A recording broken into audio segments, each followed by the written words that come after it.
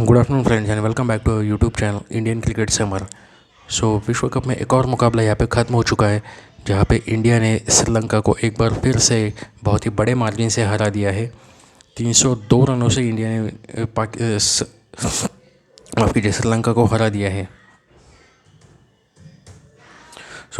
कल जिस तरीके से बॉलिंग डाल रहे थे मोहम्मद सिराज, मोहम्मद शामी और जसप्रीत बुमराह, ख़ास करके मोहम्मद सिराज, ऐसा लग रहा था कि ये पूरी तरह से रिप्लिका है एशिया कप 2023 के फ़ाइनल का। जी हाँ, पूरी तरह से ये एशिया कप 2023 के फ़ाइनल का रिप्लिका ही चल रहा है, ऐसा लग रहा था। क्योंकि मोहम्मद सिराज तो श्रीलंका को देखते हैं उनको क्या हो जाता है पता नहीं। इतने दिनों से हालांकि विकेटें तो ले रहे थे, लेकिन उस टच में नज़र नहीं आ रहे थे जिस तरीके से कल नज़र आए। ये हमारे सभी दर्शकों ने देख लिया होगा कि किस तरीके के टच में वो कल नज़र आ रहे थे। तो आइए बात करते हैं हम कल के मैच में श्रीलंका के कप्तान दासुन शनाका ने टॉस जीतकर पहले फील्डिंग करने का निर्णय लिया था, और ये निर्णय उनके लिए अच्छा साबित हुआ था।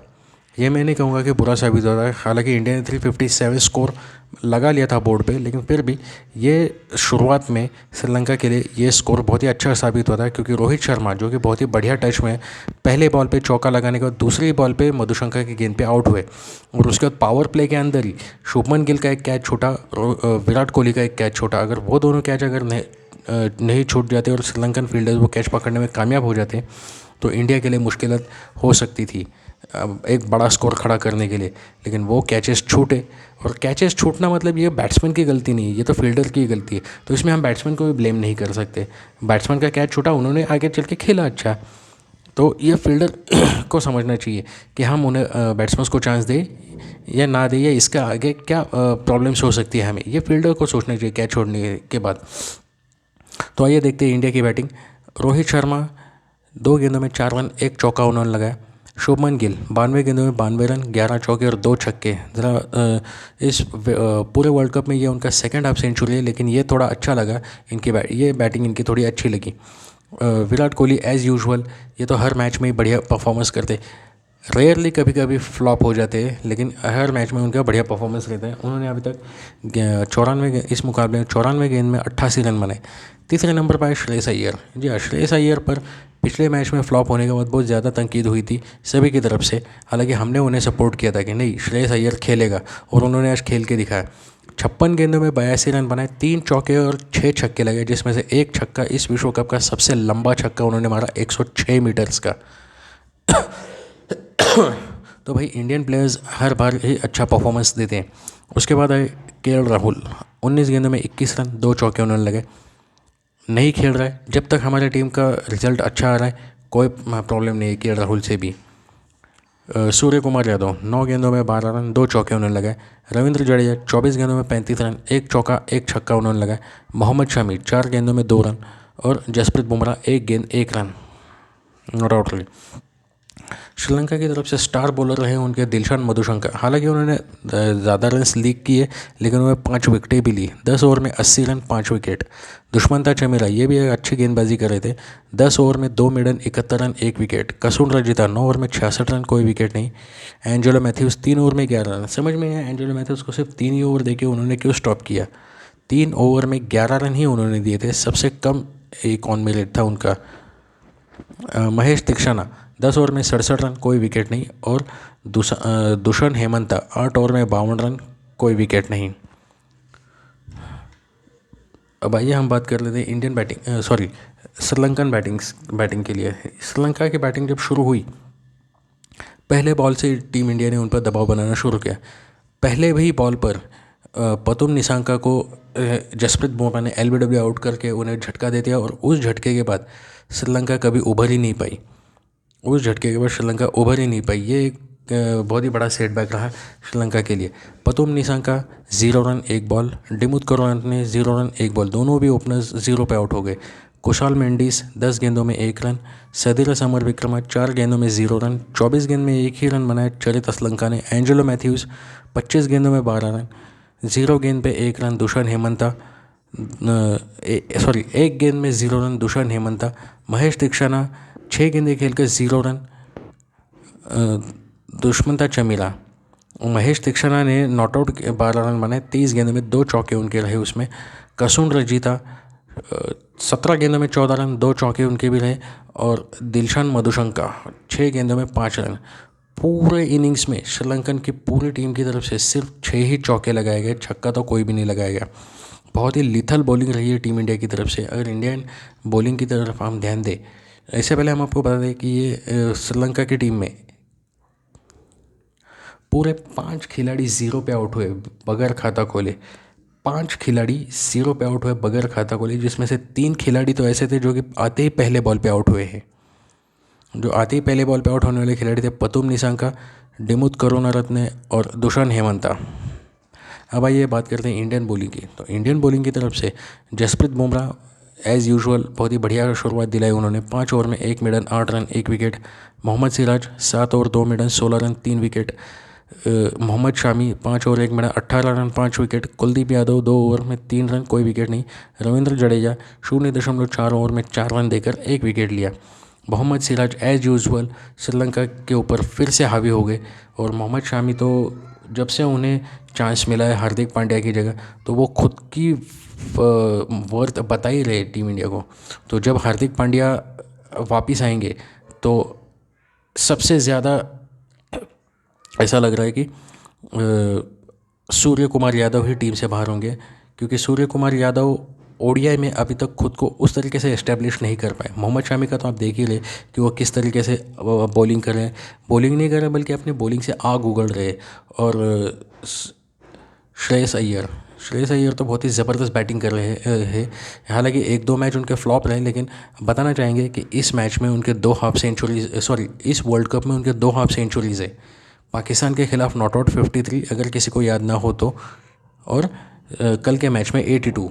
तो श्रेयस अय्यर का ड्रॉप होना भी मुश्किल ही है, वो भी नहीं ड्रॉप हो सकते। हाँ, सूर्य कुमार यादव ड्रॉप हो सकते हैं। हालांकि उन्होंने इंग्लैंड के खिलाफ एक मुश्किल पिच पे एक अच्छी बैटिंग करके टीम का स्कोर ऊपर लेके गए थे, लेकिन फिर भी ज़्यादा चांसेस है कि सूर्य कुमार यादव ही ड्रॉप हो सकते हैं इस टीम से। तो ये तो रही कल के मुकाबले की बात। अब आइए हम इस मैच के फैक्ट्स के बारे में बात कर लेते हैं।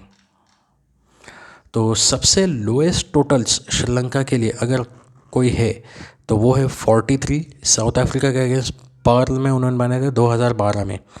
इंडिया के खिलाफ 50 रन कोलंबो में बनाए 2023 में। फिर इंडिया के खिलाफ 55 रन मुंबई में कल के मुकाबले में। फिर वेस्ट इंडीज़ ने भी उनको 55 पे ऑल आउट किया था 1986 में। इंग्लैंड ने उनको 67 पे ऑल आउट किया था मैनचेस्टर में 2014 में।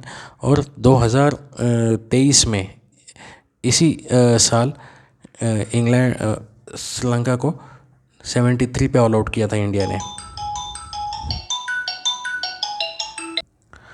आइए अब हम एक और रिकॉर्ड की बात कर लेते हैं। Most 4 wicket hauls in World Cup edition. तो most 4 wicket hauls in World Cup edition में नंबर 1 पे है पाकिस्तान के शाहिद अफरीदी, 2011 में उन्होंने कारनामा किया था। नंबर 2 पे है मिचेल स्टार्क, 2019 में उन्होंने कारनामा किया था। नंबर 3 पे है मोहम्मद शामी, 2019 में उन्होंने कारनामा किया था। नंबर 4 3 बार ये कारनामा किया था। नंबर 4 पे है एडम जैम्पा, इसी विश्व कप में उन्होंने 3 बार ये कारनामा किया है। और उसके बाद मोहम्मद शामी, इसी विश्व कप में उन्होंने ये कारनामा किया है। तो मोहम्मद शामी और आगे इस विश्व कप में और भी कारनामे करते रहे इंडिया के लिए, ये बहुत ही बढ़िया रहेगा। Most fifers for India in a World cup.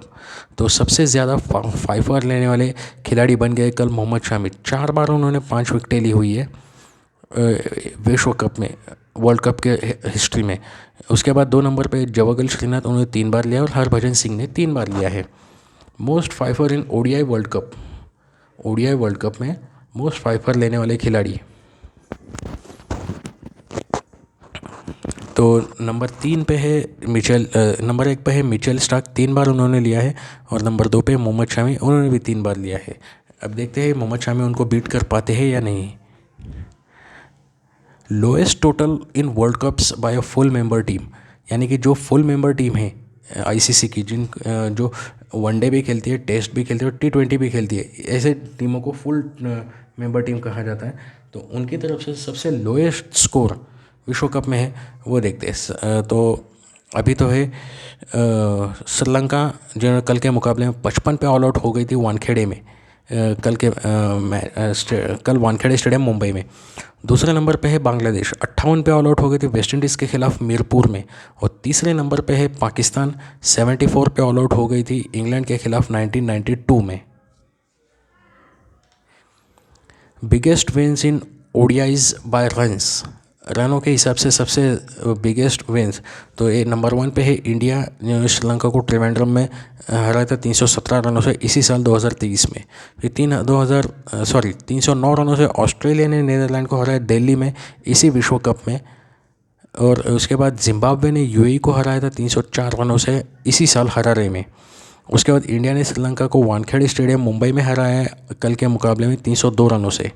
उसके बाद न्यूजीलैंड ने आयरलैंड को हराया था अबरदीन में 2008 में 290 रनों से। और उसके बाद है ऑस्ट्रेलिया ने अफगानिस्तान को पर्थ में हराया था 2015 में 275 रनों से। उसके बाद lowest ODI total against India, India के खिलाफ किन किन टीमों ने लोएस्ट टोटल्स बनाए हुए हैं, अब उसकी बात कर लेते हैं। तो नंबर 1 पे है Sri Lanka 50 run Colombo RPS, number 2 पे है श्रीलंका 55 रन मुंबई में, नंबर 3 पे है कल के मुकाबले में, नंबर 3 पे है बांग्लादेश 58 रन मीरपुर में, नंबर 4 पे है जिम्बाब्वे 65 रन हरारे में 2005 में, और नंबर 5 पे है श्रीलंका ही 73 त्रिवेंद्रम 2023 में। अब देखते हैं most wickets for India in a World cup. अब विश्व कप हिस्ट्री में सबसे ज़्यादा विकेट इंडिया के लिए लेने वाले खिलाड़ी, तो नंबर 1 पे है मोहम्मद शामी, 45 विकेटें वो ले चुके हैं इस विश्व कप में अभी भी। अब भारत सेमीफाइनल तक पहुंच चुका है, यानी कि 3 मुकाबले हैं, 3 मुकाबले में मोहम्मद शामी जिस तरीके का उनका फॉर्म चल रहा है ईजीली लगता है वो 5 विकेटें और ले सकते हैं 3 मुकाबलों में। नंबर 2 पे है जहीर खान 44, नंबर 3 पे है श्रीनाथ 44, नंबर 4 पे है जसप्रीत बुमराह 33 और नंबर 5 पे अनिल कुंबले 31।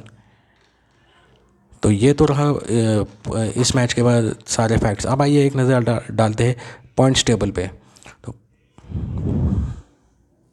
जी हाँ, तो पॉइंट्स टेबल पर अगर हम नज़र डालते हैं तो इस वक्त टीम इंडिया नंबर 1 पे है 7 मुकाबलों में 7 जीत 14 पॉइंट्स के साथ, और नेट रन रेट भी उन्होंने अपना इंप्रूव कर लिया है, +2.102 हो गया है। और इसी के साथ ऑफिशियली अब टीम इंडिया क्वालिफाई हो चुकी है सेमीफाइनल्स के लिए। दूसरे नंबर पे साउथ अफ्रीका 7 मुकाबले 6 विन 1 लॉस 12 पॉइंट्स, और उनका नेट रन रेट है +2.290। तीसरे नंबर पे ऑस्ट्रेलिया 6 मुकाबले में 4 विन 2 लॉस 8 पॉइंट्स, और नेट रन रेट है उनका +0.970। तीसरे स्थान पर है न्यूजीलैंड 7 मुकाबलों में चौथे स्थान पर है न्यूजीलैंड 7 मुकाबलों में 4 विन 3 लॉस 8 पॉइंट्स, और नेट रन रेट है +0.484।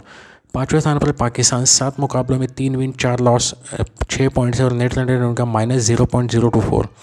छठे स्थान पर है अफगानिस्तान 6 मुकाबले में 3 win 3 loss 6 points, net run rate उनका -0.718।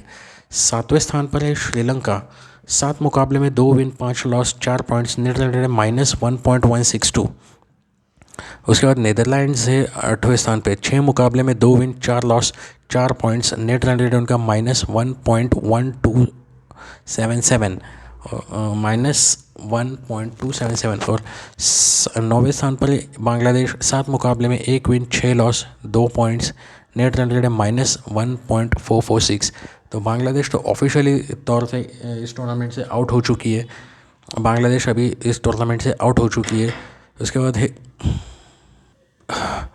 और आखिरी स्थान पर इंग्लैंड 6 मुकाबले में 1 विन 5 लॉस 2 पॉइंट्स, और नेट रन रेट है -1.652। सो ये रहा तो रहा पॉइंट्स टेबल का हाल। अब इंडिया का अगला आने वाला मुकाबला है रविवार 5 तारीख को दक्षिण अफ्रीका से। ये देखने लायक मुकाबला होगा क्योंकि साउथ अफ्रीका की बैटिंग ज़बरदस्त चल रही है इस वक्त, और इंडिया की बॉलिंग ज़बरदस्त चल रही है। तो ये मुकाबला बहुत ही ज़बरदस्त होने वाला है दोनों टीमों के बीच में। हालांकि दोनों इंडिया की बैटिंग भी ज़बरदस्त चल रही है, और श्रीलंका वैसे तो श्रीलंका इस टूर्नामेंट से ऑफिशियली आउट हो ही चुकी है, तो श्रीलंका की तरफ से तो कोई उम्मीद नहीं है आगे की। अब आज एक अहम मुकाबला होने वाला है विश्व कप में, जो कि होगा बांग्लादेश और नीदरलैंड्स और अफ़गानिस्तान के बीच में। अफ़गानिस्तान के लिए आज का मुकाबला बहुत ही अहम है, क्योंकि आज का मुकाबला अगर वो जीतते हैं तो सेमीफाइनल्स के लिए क्वालिफाई करने के लिए उनकी उम्मीदें और बढ़ जाएंगी, क्योंकि इस वक्त वो 6 पॉइंट्स पे है, और अगर मैच जीतते हैं तो उनके पॉइंट्स हो जाएंगे 8। तो उम्मीद करते हैं आज का हमारा शो आपको बहुत पसंद आया होगा। Goodbye, thank you and take care.